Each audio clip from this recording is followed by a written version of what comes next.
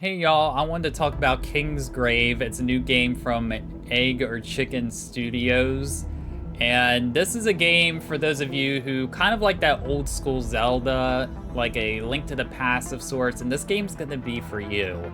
I normally don't play these sort of top-down kind of games, that's not really my style, but I was having fun playing this. There was crafting and stuff in it, but it was crafting that I didn't mind so much.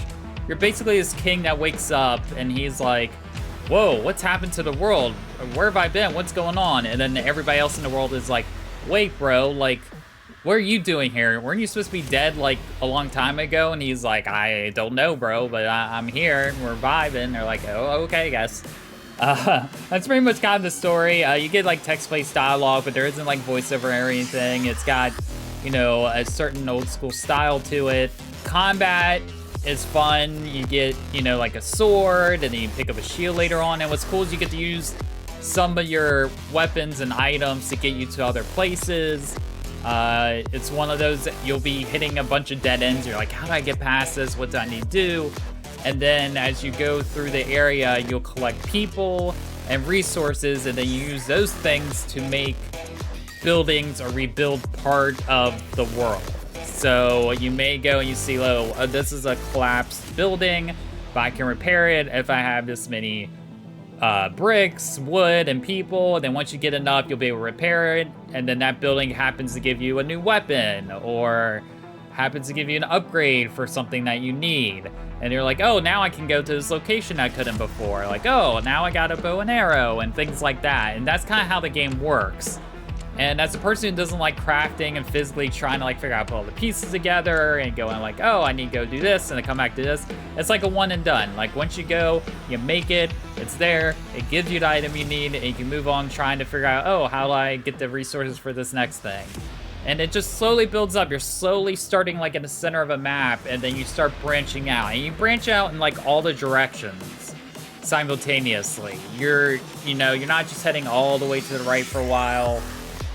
You're going to the right a little bit, then the top a little bit, then left a little bit, down a little bit. And then as you're going through, you're coming across these enemies, certain areas, you unlock a fast travel system, but you have to kill you have to kill 7 enemies in this area to unlock it, and that sort of stuff.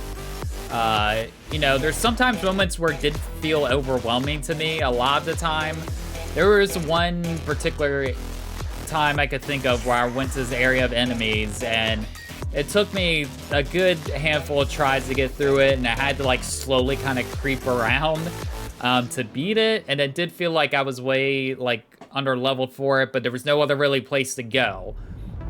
That's like the only issue with this kind of game, I guess. But it's like good and a bad issue, because one way it helps you keep track of where you've been. But at the same time, if you only have like so many places to go and you're like, crap, I can't get past this area, it does become a bit frustrating. But overall though, I would say I'm still having fun with the game. I still want to go back to the game and see how much further I can get with it, to see where the story goes.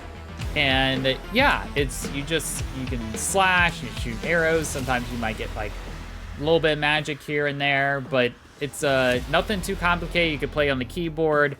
You can play with the controller. Works pretty well overall. And they're constantly doing improvements and updates for it. I definitely recommend checking it out if you get the chance. I played it on PC on Steam.